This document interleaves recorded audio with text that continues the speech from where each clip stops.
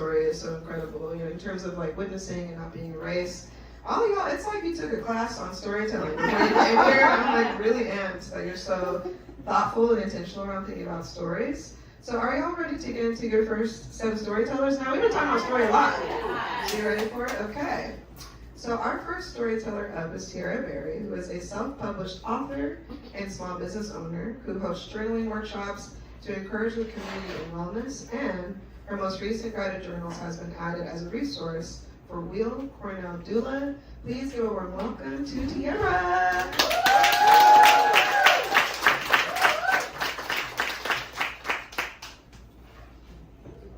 Hello, good evening, everyone. Good evening. Hope you guys are having an amazing day. I'm really excited. Today, I'm actually owning my story. And I wasn't nervous. Well, you guys can hear me now? Yeah. I'm owning my story, and I was going in my head about being so nervous, and I'm excited. That's all it was. So I am Tiara Berry, and many people know me as Sweets or Sweets Writes. I'm a self-published author, workshop facilitator, and owner of Tiara's Voyage, LLC, a space centered around journaling, self-discovery, and healing. Today, I want to take a time to talk about how life is so funny, and sometimes it has a way of sprinkling miracles right in the middle of chaos. My mother often tells me that I live in a fairy tale. She says I'm a unicorn. And when she used to say it, I would laugh at her, but I'm starting to think that she was right about something. And so, right now, I just want to tell you guys a short story.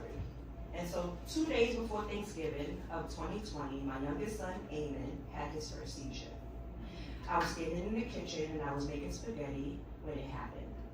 One moment he was being his energetic, playful self, and the next his face was starting to twitch and he wasn't responding when I was calling his name. I remember feeling very confused. I was even scared. And then I started to feel completely helpless. What felt like a minute seemed to really be longer than the time that I had thought. Over the next year, our family entered a world of hospital stays, dealing with specialists, doing tests, and a whole lot of uncertainty. We searched for answers while trying to understand why my son was having seizures after seizure. In March of 2022, he was diagnosed with Rasmussen's Encephalitis, a rare neurological disease. A month later, he underwent brain surgery because that was the only way to cure what he had. As a parent, there are moments when life asks you to make impossible decisions. This was one of those moments for me. The doctors tried to prepare me for what they said would be the worst. They explained that after surgery, Eamon could lose abilities that we often take for granted: walking, speaking, and communicating. But I didn't believe it when they said what they said. All I had was hope and faith. For nearly 2 years, my life revolved around caregiving, medical appointments, rehabilitation, and trying to hold everything together. And if I'm honest, there were moments when I wasn't holding it together at all. I was overwhelmed, I was exhausted, I was afraid. People often tell us to be strong during difficult times, but nobody tells us where to put our fears. Nobody tells us what to do with the anger, the grief, the questions, and the uncertainty. That's where journaling entered my life in a whole different way. I didn't just start journaling because I had a perfect morning routine. I didn't start because I thought that it would change my life. I started because I was falling apart, right in front of my family and in front of myself. COVID restrictions were still in place, so hospital stays were really lonely. Family couldn't really be there. Most days it was just me and my thoughts and my son. And those thoughts needed somewhere to go. So I picked up a pen. At first, there was no structure, no special prompts, no plan. I simply just wrote. I wrote about my fears, I wrote about my frustrations, I wrote about my prayers. I wrote about my hopes for my son. I wrote about the things that I couldn't say out loud, the things that I was afraid to share with other people. Those journal pages became a safe space where I didn't have to be strong. I didn't have to have the answers. I could just be honest with myself. What surprised me was that journaling didn't change my circumstances. It changed how I moved through my circumstances. It helped me organize my thoughts when everything felt scattered. It helped me communicate clearly with medical professionals. It helped me stay present instead of getting lost in worst case scenarios. Most importantly, it reminded me that I was still a person beyond the crisis. Because when you're a caregiver, it's easy to lose yourself. You become the scheduler, the advocate, the protector, the fixer. And somewhere along the way, you might end up forgetting yourself. Journaling helped me find my way back to myself. After we finally returned home, I noticed something. The days I wasn't journaling felt real different. I was less focused, I was less grounded, I was less connected to myself. That's when I realized journaling wasn't just helping me survive a difficult season, it was helping me grow through it. Around the same time, I joined a women's writing group.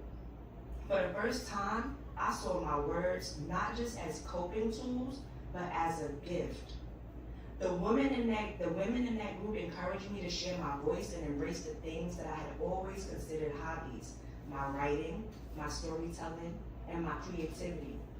They helped me see possibilities where I only saw survival. I also began doing deeper personal and spiritual work that challenged me to reconnect with my authentic self.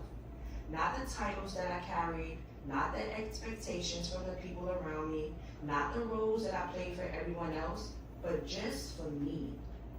And that's when everything started to change. I realized I wasn't defined by my hardship. I wasn't defined by my son's diagnosis. I wasn't defined by the job that I lost. I wasn't defined by anyone else's perceptions of me. I am Tiara Berry, a woman with purpose, a woman with a voice, a woman with a story worth telling.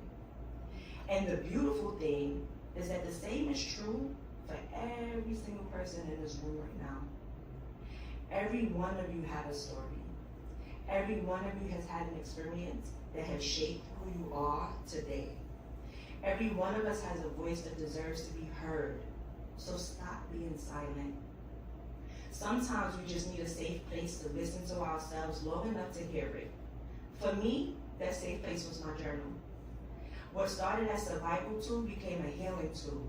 Then it became a business. Then it became a mission. Today, I teach journaling because I know firsthand what it could do. I've watched it create clarity in chaos. I've watched it turn pain into purpose.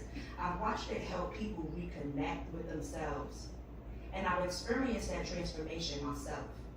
Journaling totally helped me change my mind.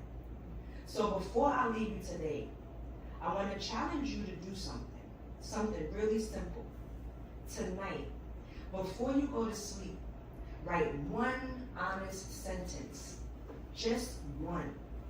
Write the truth that you have been avoiding. Write the dream that you have been afraid to say out loud. Write the feeling that you have been carrying by yourself. Because healing doesn't always begin with a breakthrough. Sometimes it begins with just a sentence. Many of the things that I'm living today first appeared on pages of my journal long before they became a reality. I wrote them before I could even see them, before I could even believe them, before they happened. So, I dare you to pick up a pen this evening. Tell your truth and see what can become possible. Thank you.